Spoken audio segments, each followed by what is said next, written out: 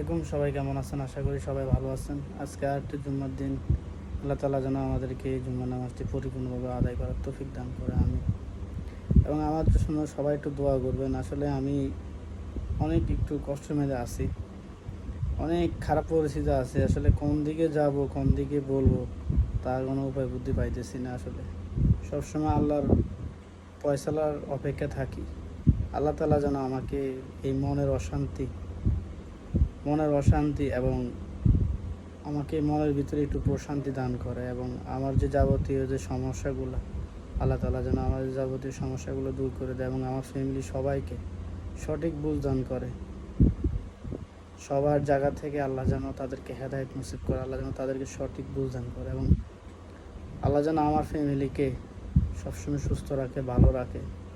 কারণ তাদের জন্যই আমি দিন শেষে হাজার কষ্ট থাকার পরেও একটুখানি হাসি খুঁজে পাই, আনন্দ খুঁজে পাই। তাছাড়া আর কোনো কিছুই আমার জীবনে নেই।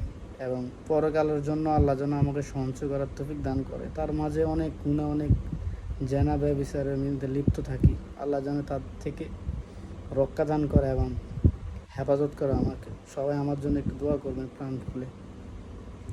আমি প্রতি শুক্রবার আমি আপনাদের কাছে একটা ভিডিও নিয়ে আসি, জুম্মার নামাজের কথা বলি এবং প্রতি শুক্রবার একটু কথা বলার চেষ্টা করি। তো আপনাদের কাছে একটাই অনুরোধ, আমার কথাগুলো শুনে আমার জন্য একটু দোয়া করবেন, এবং আল্লাহ তাআলা যেন আমাদের ফ্যামিলি সবাইকে ভালো রাখে, সবার মা বাপ ভাই বোনদের সবাইকে ভালো রাখে। কারণ ভাই অনেক কষ্ট করে প্রবাস জীবন কাটাইতেছি, ভালো থাকি, ভালো খাই, কিন্তু মনে প্রশান্তি নাই। এটাই আসলে বড় মুখ্য একটা প্রবাসীর জীবনে। তো আপনারা যারা প্রবাসে আছেন, জানি না এরকমই আছেন সবাই, কম বেশ। আল্লাহ তাআলা যেন আপনাদের সবাইকে আল্লাহ যেন ভালো রাখে, সুস্থ রাখে। তো সবাই ভালো থাকবেন, আমার জন্য একটু দোয়া করবেন। আমার ফ্যামিলিকে আল্লাহ যেন হেফাজত করে। আর একটা জিনিস, আমি ভালো করার পরও আমি খারাপ থাকি, কোনো কিছুতে ভালো হইতে পারতেছি না। আমি আল্লাহর ভালো থাকায় কামনা করতেছি আল্লাহর কাছে।